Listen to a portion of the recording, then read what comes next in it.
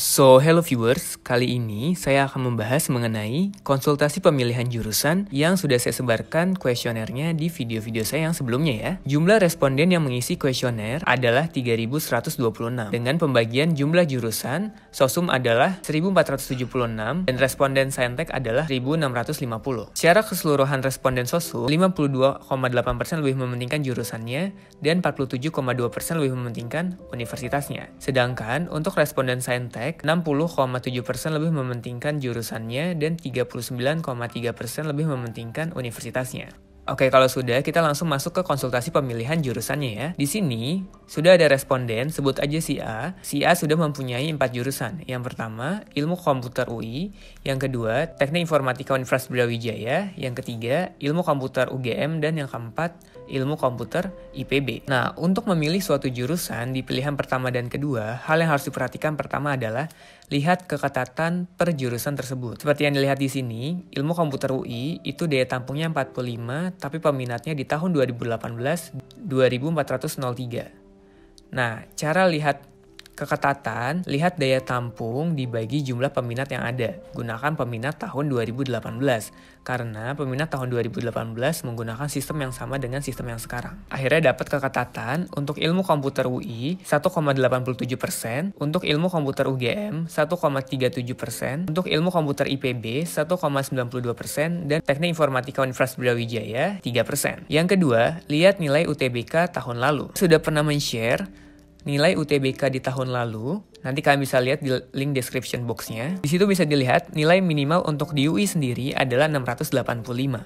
Sedangkan di UGM 662,13, di IPB 648,62, dan di UB itu 629,77. Setelah melihat keketatan dan nilai UTBK tahun lalu, kalian juga harus tahu bobot di jurusan tersebut. Saya sudah pernah men-share bobotnya di video yang ini, nanti kalian bisa lihat. Bobot untuk ilmu komputer sendiri, untuk penalaran umum 35%, pemahaman membaca dan menulis 15%, pengetahuan dan pemahaman umum 15%, dan pengetahuan kuantitatif 35%. Misalnya, kalian punya nilai TO, di penalaran umum 680, di pengetahuan membaca dan menulis 650, di pengetahuan dan pemahaman umum 630, dan di pengetahuan kuantitatif 700. Sekarang kalian bisa cari bobotnya dengan cara dikalikan. Kalau kalian bingung cara menghitung bobot nilainya seperti apa, kalian bisa cek videonya yang ini ya. Oke, didapat bobotnya 35 kali 680 didapatkan 23.800. Untuk PBM-nya 650 dikali 15 didapatkan 9.750. Untuk PPU-nya 630 dikali 15 didapatkan 9.450. Untuk PK-nya 700 dikali 35 didapatkan 24.500. Kalian jumlahkan semuanya, lalu kalian bagi 100. Totalnya adalah 67.500 dibagi 100, kan tadi dikalikannya dengan persen kan, dapatlah nilai akhirnya 675. Untuk di UI sendiri itu 685 terendahnya, sehingga nilai akhir kalian itu tidak mencukupi. Oleh karena itu saya sarankan tidak memilih UI, dan kalian bisa memilih UI di ujian mandirinya atau di SIMAK UI. Yang kedua kita lihat UGM. UGM itu nilai terendahnya 662,13 dan nilai akhir kalian masih mencukupi. Otomatis menurut saya kalian bisa milih pilihan pertamanya ilmu komputer UGM.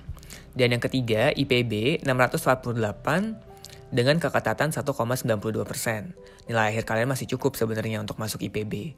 Untuk Universitas Brawijaya 629,77 dan keketatannya 3%. Ini besar sekali keketatannya. Dan nilai akhir kalian masih mencukupi. Otomatis, kalau saran saya pribadi, saya menyarankan pilihan pertamanya ilmu komputer UGM dan pilihan keduanya ilmu komputer Universitas Brawijaya. Kenapa nggak IPB? Karena di IPB-nya sebenarnya kalian bisa dapatkan di ujian mandirinya. Yang kedua, keketatannya itu 1,92%. Ini cukup ketat dibandingkan yang Brawijaya. Sehingga akan lebih berpeluang nantinya, karena kita nggak tahu nilai tahun ini akan sekitar berapa. Saya lebih menyarankan milihnya pilihan keduanya ilmu komputer Brawijaya. Yang kedua untuk sosumnya, di sosum ini atau kita sebutnya si B, dia mau 4 jurusan.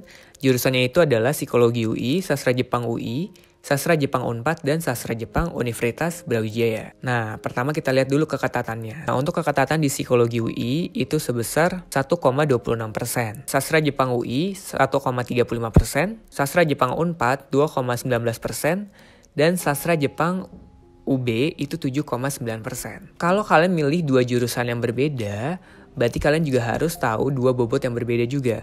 Untuk psikologi UI, penalaran umumnya itu bobotnya 30%, pemahaman membaca dan menulisnya 30%, pemahaman dan pengetahuan umumnya 20%, dan pengetahuan kuantitatifnya 20%. Nah, sedangkan untuk sastra Jepang, itu bobotnya untuk penalaran umum 20%, pengetahuan membaca dan menulis 35%, pengetahuan dan pemahaman umum 35%, dan pengetahuan kuantitatif 10%. Nah, kalian dapat nilai misalnya di penalaran umum 640, pemahaman membaca dan menulis 670, pengetahuan dan pemahaman umum 700, dan pengetahuan kuantitatif 625. Pertama, kalian harus cari nilai akhir untuk psikologi UI terlebih dahulu. Di sini tinggal dikalikan aja, berarti 640 dikali 30 dapat 19.200. Yang kedua, 670 dikali 30 dapat 20.100. Yang ketiga, 700 dikali 20 dapat 14.000. Dan yang keempat, yang terakhir untuk PK-nya, 625 dikali 20 dapat 12.500. Kalian totalkan didapatkan 65.800. Kalian bagi 100 dapat nilai akhirnya 658 untuk yang bobot psikologi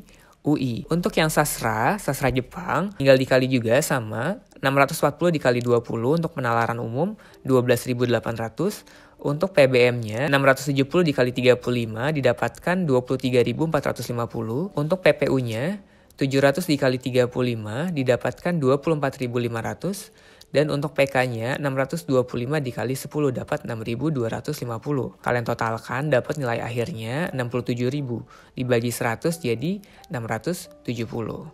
Nilai rata-rata di psikologi UI tahun kemarin itu 684,05, sedangkan nilai akhir kalian 658 dengan keketatan 1,26%. Ini menurut saya cukup sulit. Sedangkan untuk sastra Jepangnya nilai akhir kalian kan 670. Nah, untuk sastra Jepang UI itu tahun kemarin nilai rata-ratanya 661,37 dengan keketatan 1,35%. Ini masih masuk ya. Untuk sastra Jepang Unpad 626,30. Rata-ratanya. Keketatannya 2,19%, ini juga masih masuk. Dan untuk Universitas Brawijaya, nilai rata-ratanya tahun lalu 614,76 dengan keketatan 7,9%.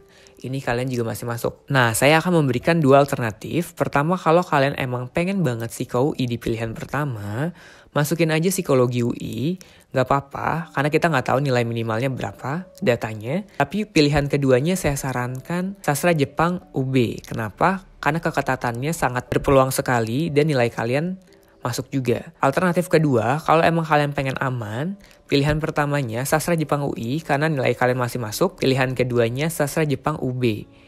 Karena ini juga sangat berpeluang. Saya tidak menyarankan pilihan pertamanya psikologi UI, pilihan keduanya sastra Jepang UI. Karena dari segi keketatan cukup besar, cukup sulit, dan nilai akhir kalian cukup mepet untuk masuk di jurusan tersebut.